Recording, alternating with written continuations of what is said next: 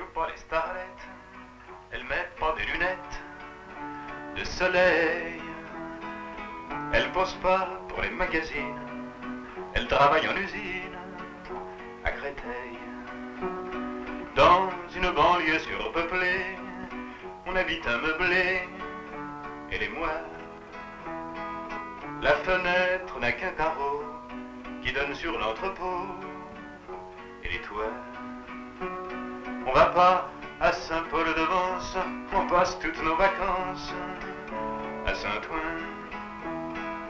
Comme famille, on n'a qu'une marraine, quelque part en Lorraine, et c'est loin. Mais ma môme, elle a 25 verges, et je crois bien que la Sainte Vierge des églises n'a pas plus d'amour dans les yeux, et ne sourit pas mieux, quoi qu'on dise. Oui, je suis pas arrivé au métier de chanteur comme on arrive au métier d'électricien ou de plombier. Enfin, ça dépend, il y en a qui arrivent comme ça, mais moi, le cas, c'est pas présenté pour moi de la même façon.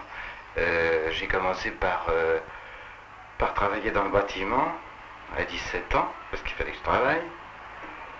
Et puis, j'ai fait de la chimie après, des autres choses, enfin, diverses.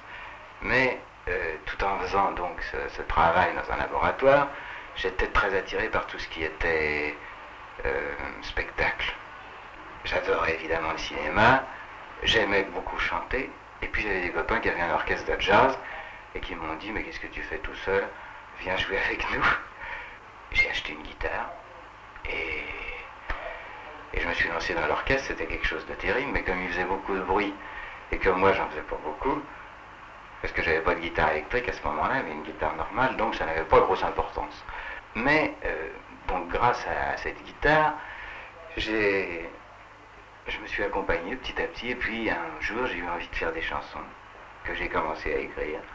Et puis alors là, il est venu toute la longue série d'auditions, publiques et privées, dans les cabarets, enfin dans les radios, à voir des gens qui vous regardaient d'un air ébahi ou aucunement intéressés. Enfin là, il y a eu une période pas très agréable. Et puis petit à petit, j'ai réussi à enregistrer et puis à continuer. Dans notre milieu, le métier, c'est un petit groupe de gens qui, à mon avis, détiennent les leviers de commande. Et si on n'a pas les gens du métier dans sa manche, ou s'il n'y a pas une sorte de truc de bouche à oreille, vous avez entendu machin, c'est pas mal. S'il n'y a pas ça, et on n'a aucune chance de se faire entendre. C'est la maison de disques qui paie les passages dans les music halls, qui paie la publicité. Ensuite, les tournées de province, c'est pareil. Il faut les payer. Enfin, pour des tas de raisons. Donc, nous sommes, il n'y a pas de doute, entre les mains de marchands qui vous vendent comme ils vendent du camembert ou des supports chaussettes. C'est à peu près pareil. Il y a une masse de jeunes qui achètent des disques maintenant, et ça détermine à un tel point le marché que, évidemment, les commerçants du disque, eh bien, essayent de satisfaire cette clientèle. Qui est devenu leur principal. Qui est devenu leur gagne-pain.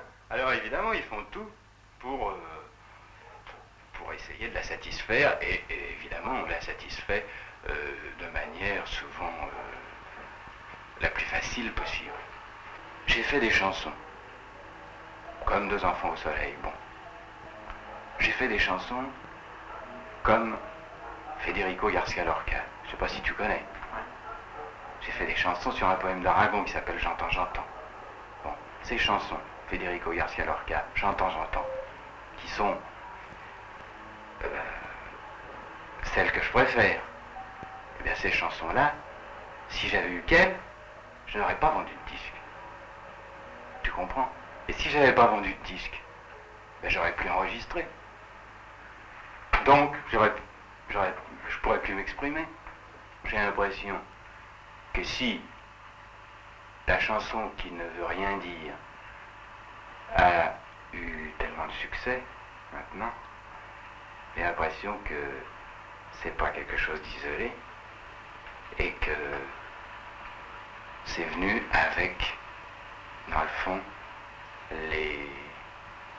les conditions de vie qu'on nous a faites les dernières années, en particulier la guerre d'Algérie, je crois. Il faut noyer absolument le poisson et parler des choses les plus anodines possibles, et on s'abrutit de bruit. Alors je pense que si la situation évolue d'une manière un peu différente, si l'espoir reprend vie, je pense que ça pourrait être que bien pour des gens comme moi et comme nous. L'été, quand la ville s'ensommeille, chez nous il y a du soleil qui s'attarde. Je pose ma tête sur ses reins, je prends doucement sa main et je la garde. On se dit toutes les choses qui nous viennent, c'est beau comme du Verlaine, on dirait. On regarde tomber le jour, et puis on fait l'amour en secret. Maman, elle joue pas les starlettes, elle met pas des lunettes de soleil, elle pose pas pour le magazine, elle travaille en usine.